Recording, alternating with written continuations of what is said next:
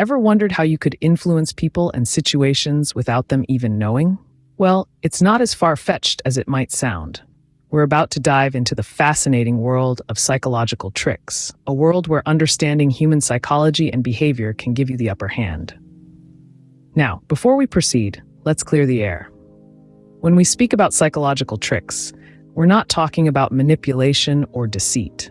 Far from it. We're talking about utilizing our understanding of human nature to foster better relationships, to communicate more effectively, and to create positive outcomes.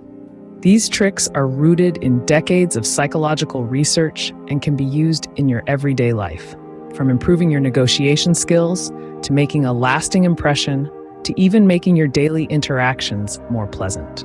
So are you ready to unlock the power of your mind and use it to your advantage?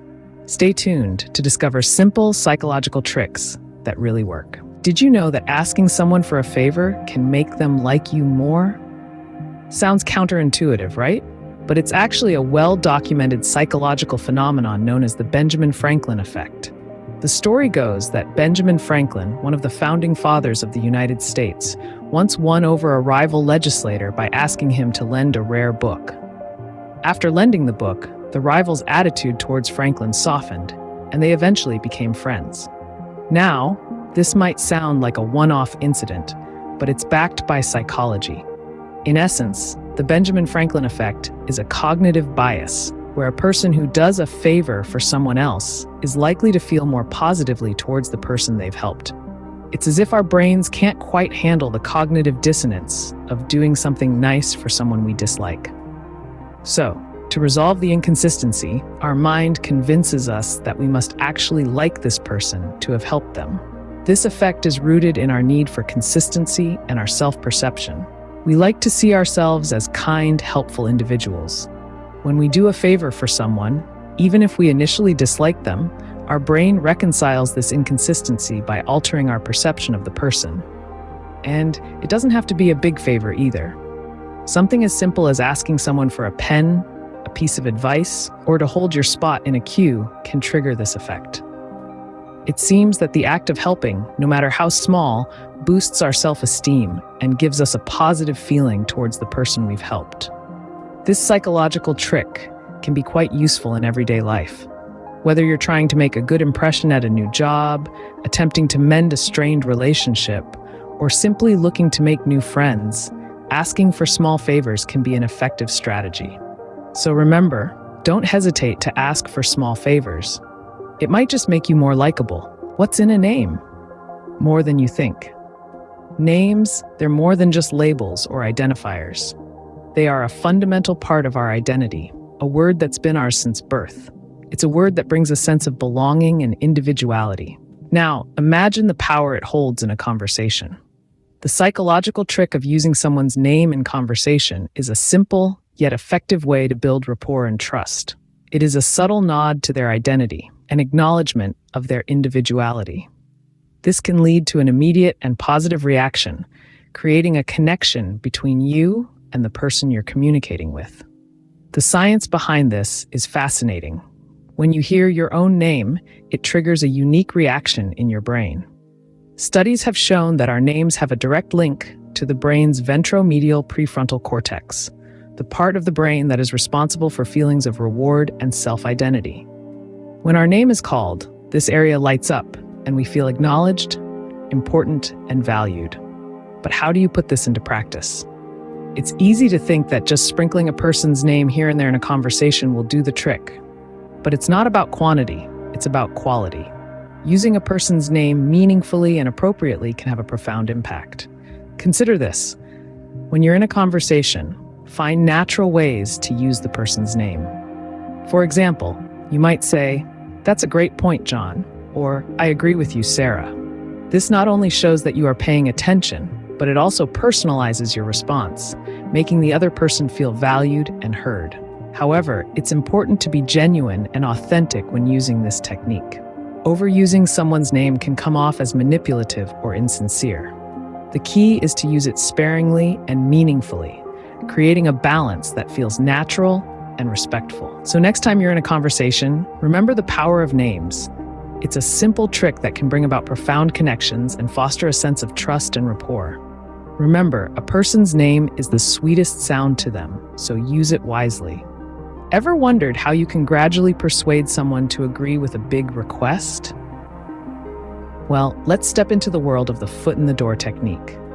Imagine it's like opening a door, just a crack, and then gently pushing it further open as you go.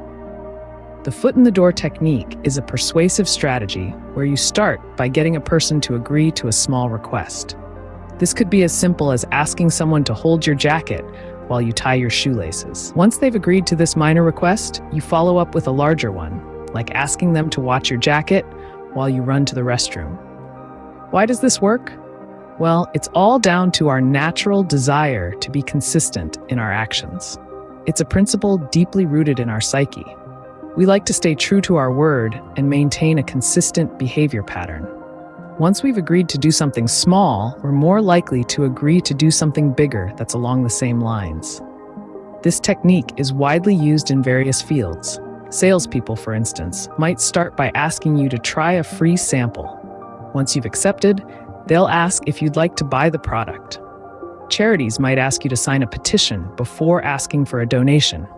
Even in everyday conversations, it's a useful tool to get someone to see things from your perspective or to agree with your point of view. It's important to note, however, that the bigger request should be related to the smaller one. If you ask someone to hold your jacket and then ask them to lend you $100, that's likely not going to work. The requests should be connected in some way, following a logical progression. So the next time you need a favor or want to persuade someone, remember the foot in the door technique. Start with a small, reasonable request.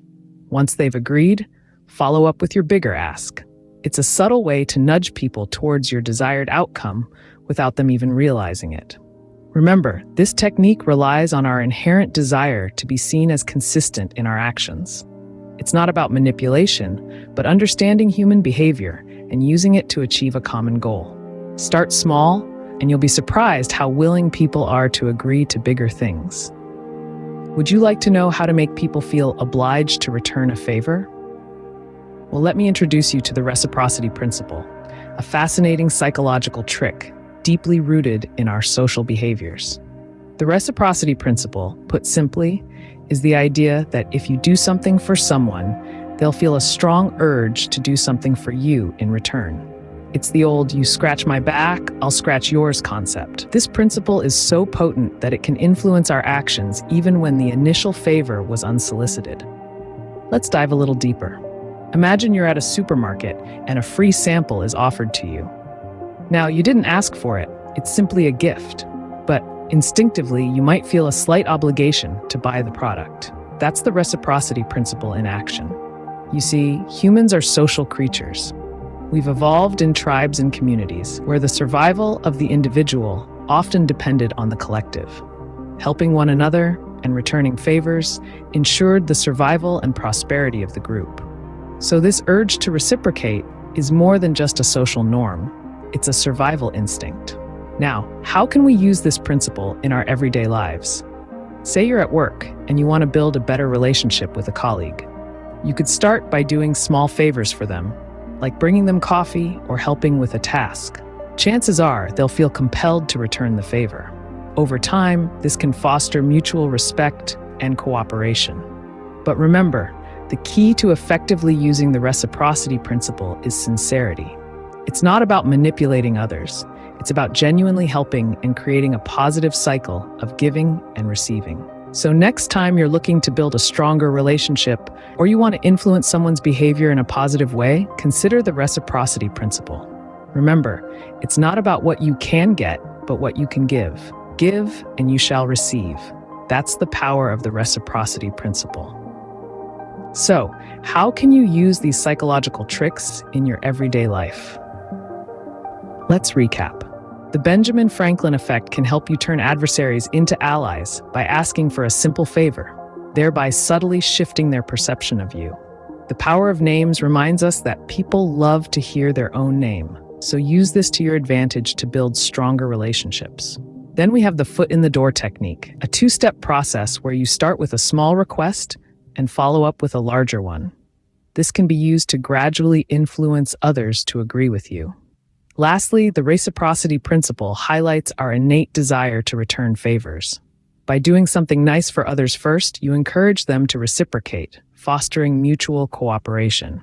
Remember, these psychological tricks are not about manipulation, but about understanding how the human mind works. Use them wisely.